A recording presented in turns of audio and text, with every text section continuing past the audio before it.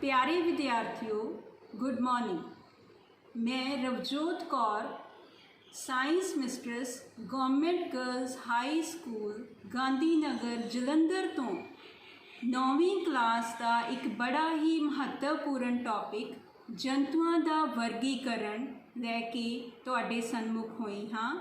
मैनू आस है कि ये जंतुओं का वर्गीकरण तुसी पढ़न मेरे सिखाए तो होए तो बाद तुसी वधिया तरीके नाल याद रख सकोगे। सारा सजीव जगत दो हिस्सों विच वंडिया होया, पौधा जगत अते जंतु जगत।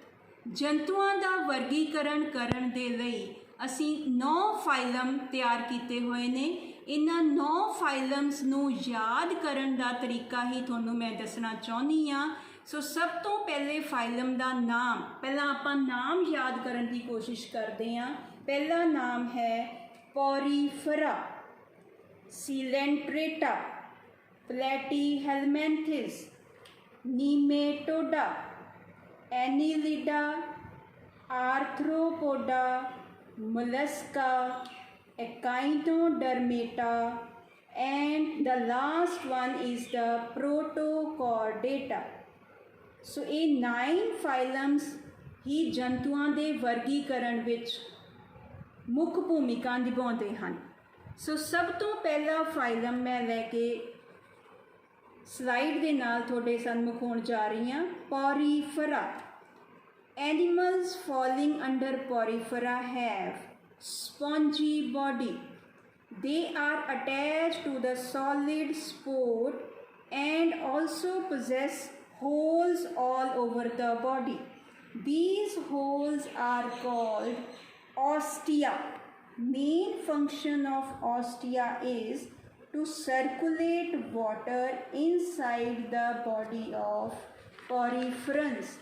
Poriferans show less differentiation and division into tissues.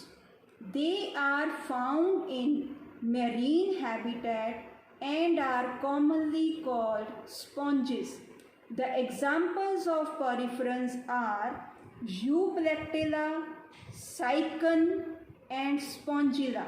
So poriferans are also called as sponges. So the first phylum was Porifera. Other name was sponges. Second phylum is Coelenterata. The animal body is made of 2 layers. Outer layer have cells which make outer body, whereas inner layer consists of inner lining of the body. These animals show cavity inside the body. Some of these live in groups, whereas others live independently. The examples of Coelenterata are hydra, jellyfish, and sea anemone. So the Coelenterata, they have false coelom.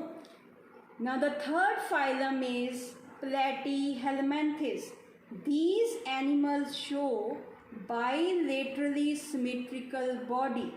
Body is made of 3 layers of cells called triploblast. Body is flattened, so the other name of Platyhelminthes is also known as flatworms. These animals live in free and can be parasitic too. The example of Platyhelminthes is liver fluke. Now the next phylum is Nematoda. They are bilaterally symmetrical, triploblastic, cylindrical in shape, small cavity known as worms, cause diseases. Example: hookworms, tapeworms, pinworms, and ascaris. Now the next phylum I am taking up is Annelida. They are bilaterally symmetrical, triploblastic, possess body cavity, and show segmentation from head to tail of body. For example, earthworm, leeches, red worms. So the phylum, name of the phylum was Annelida. Next phylum I am taking up is Arthropoda. They are bilaterally symmetrical, have open circulatory system. Blood is made of hemolymph. They have jointed legs. Now this is the important character of Arthropoda. They have jointed legs, and these are the only animals that can crawl, fly, swim, so they can survive on land as well as on water. The examples of Arthropoda are prawn, butterfly, housefly, spiders, cockroach. So the cockroach come under the phylum Arthropoda. Now the next phylum I am taking up is the Mollusca. They show bilateral symmetry.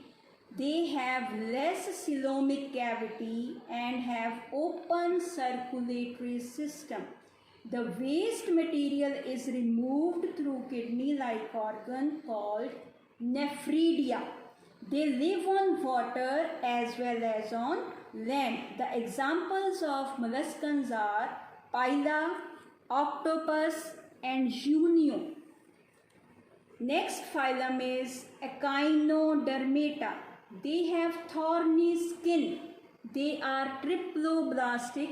They contain coelomic cavity and are marine animals. For example, starfish, sea urchin and sea cucumber. Last phylum is the Protochordata. They have special character called notochord. Notochord is the beginning of backbone. They are bilaterally symmetrical, triploblastic. The examples of Protochordata are Balanglossus, Amphioxus and lancelets. So the last phylum was Protochordata. Now let's again revise these 9 phylums one by one. The name of the phylums are Porifera, Coelenterata, Platyhelminthes, Nematoda, Annelida, Arthropoda, Mollusca, Echinodermata, and the last is Protochordata. And for your knowledge, I am giving you the example that we as a human beings, we come under the category chordates. We are mammalians.